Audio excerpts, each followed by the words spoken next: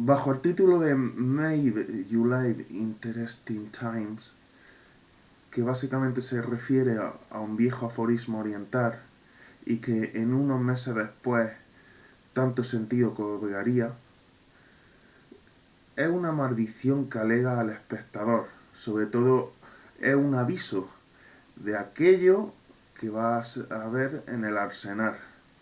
y que seguramente le cambiará vitalmente según la propuesta de experiencia estética que en la edición de 2019 de la Bienal de Venecia se propone. Esta locución se manifiesta como un sortilegio en el que la vida del que observa, después de esa experiencia estética, no vuelve a ser la misma y cambia en cierta manera el modo de concepción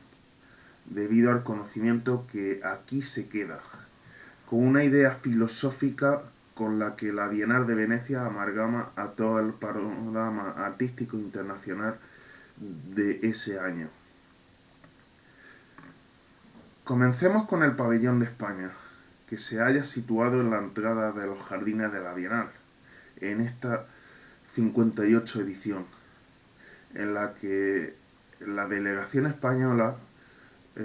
expone a los artistas Itziar Ocariz y Sergio Priego, con los que se presenta así la obra artística de España, trabajando en esta ocasión con la videocreación y la obra escultórica, al igual que los artistas del pabellón de Japón, que trabajan con la idea del paisaje, estando comisaria en el caso del pabellón español la labor curatorial por Pedro Aguirre. Según Sergio Priego, invade el pequeño patio trasero tras el pabellón con una obra que combina balsas de agua colgadas en las paredes del edificio, en la que el agua se desborda y cae sobre figuras escultóricas que se mimetizan con el espacio paisajístico en el que se encuentra. Unas piezas que también podemos encontrar dentro del pabellón son las de Itziar Ocariz, que aporta a la Bienal por su parte una serie de instalaciones auditivas y visuales que se combinan con las piezas escultóricas, con un concepto basado en el modo de comunicación donde se aborda al espectador cuestionándolo, preguntando cuáles son realmente sus credenciales como sujeto,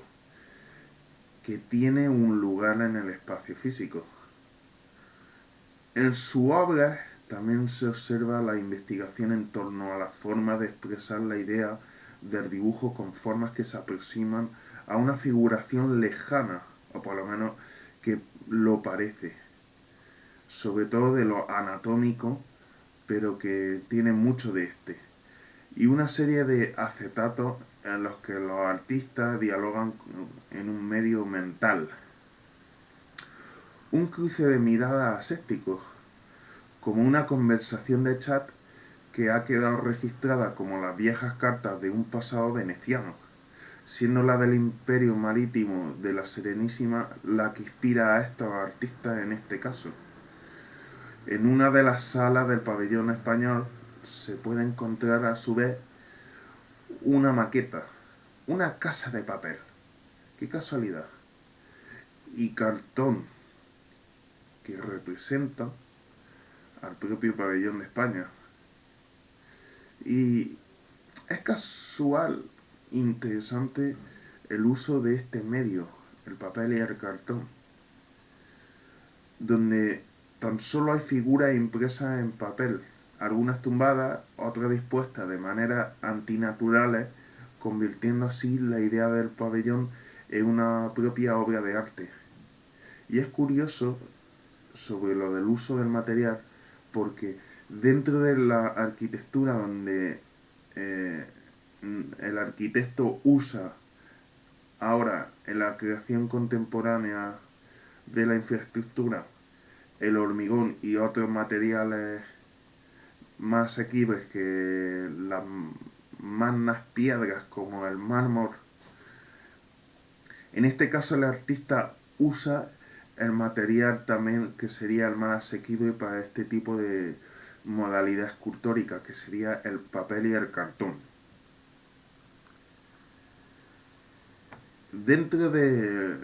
los jardines de la Bienal,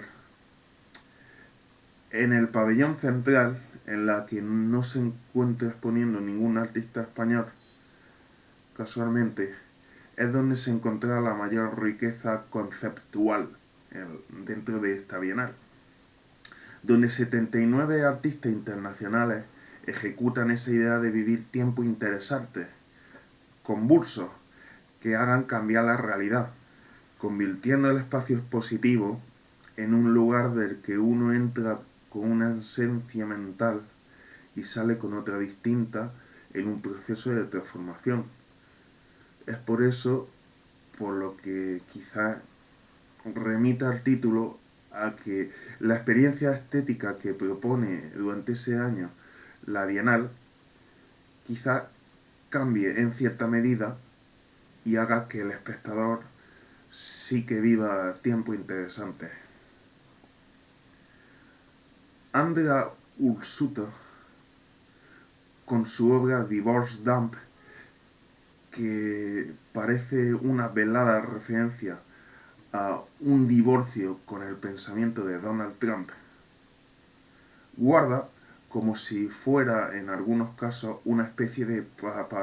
papelera con forma de cajas torácicas vertebradas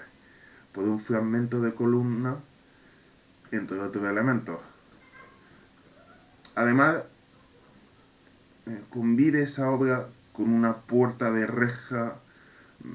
que choca de un lado a otro de la pared, dejando su huella, su violencia, su marca, en un estruendo programado en una de las salas del pabellón central, en la que la obra rompe, destruye el medio artístico de la sala y lo deja arrumbrado en el suelo. Can't Help Myself, de los artistas chinos Sun Yuan y Peng Yu, es un punto de inflexión dentro de la muestra, ya que la máquina de la propia hacedora de arte, a través de su performance mecánica,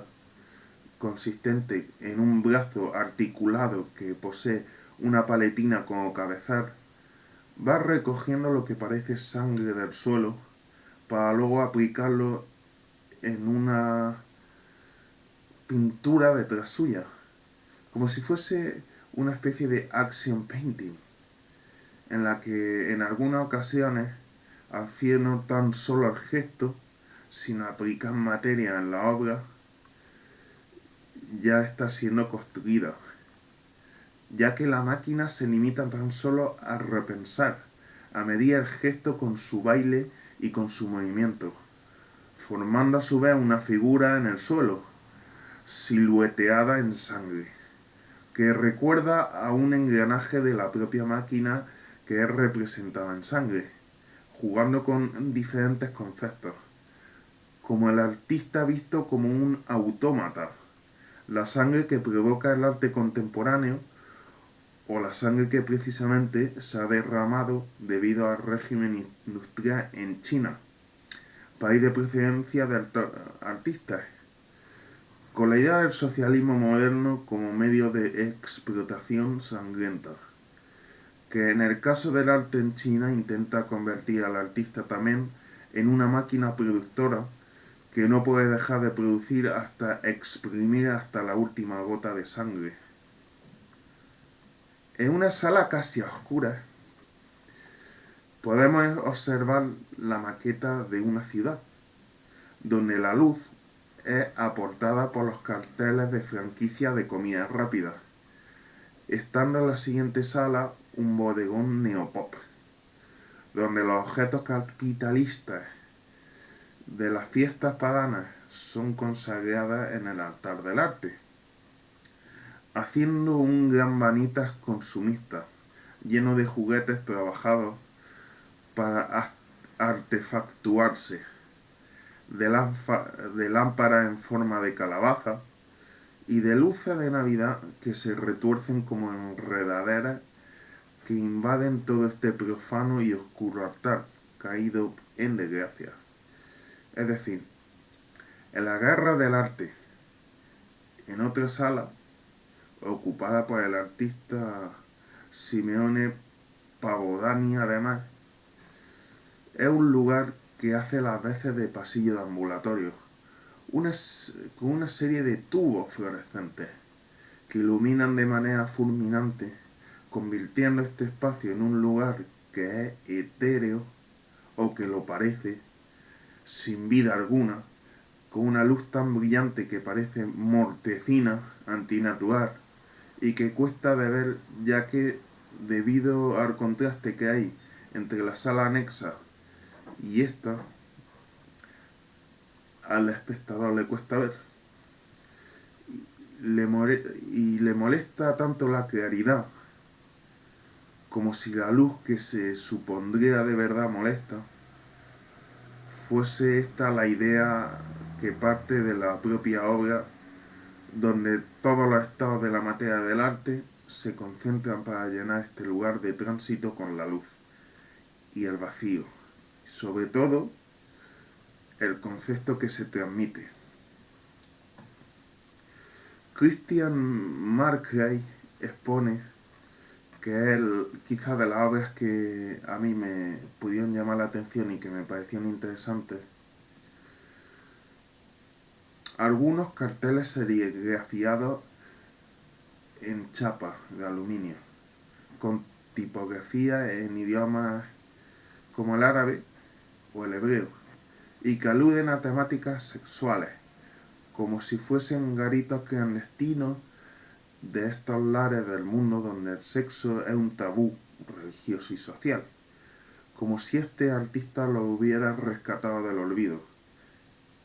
y tras descontextualizarlo y aplicarle un concepto, los artifica y los cuelga. También se pueden encontrar en la sala del pabellón principal algunas ilustraciones en grandes dimensiones, también de este artista mencionado, que consisten en collages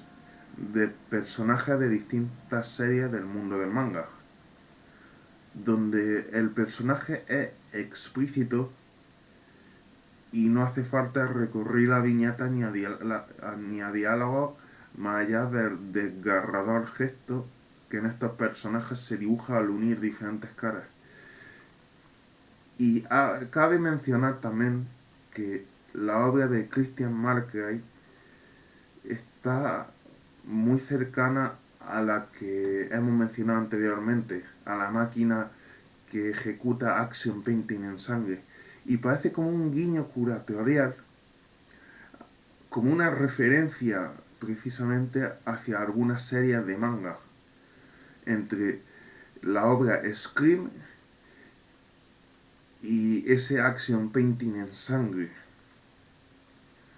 que para mí me recordó quizá algunas series tan gore como Berserk o como tantas otras que hay dentro del mundo del manga. En el pabellón de Estados Unidos, la barrera existente entre el interior y el exterior del espacio expositivo se vuelve a romper con una instalación, una estructura de madera que está unida a una espiral tridimensional que parecía recordar a una gigantesca corneta de posta. En su interior, el cráneo blanco de un arce sobre una cruz invertida nos da la bienvenida. El pabellón de Bélgica, anexo, es inquietante, ya que una serie de autómatas que poseen una estética escalofriante están encarceladas, algunas ejerciendo funciones como amasar una pizza, otras como tocar un órgano con una sinfonía estremecedora, mientras que otras se balancean en una mecedora, habiendo una figura entre rejas que gira su cabeza de un lado a otro, siendo en definitiva una especie de casa del terror en el que uno va ahondando y la experiencia estética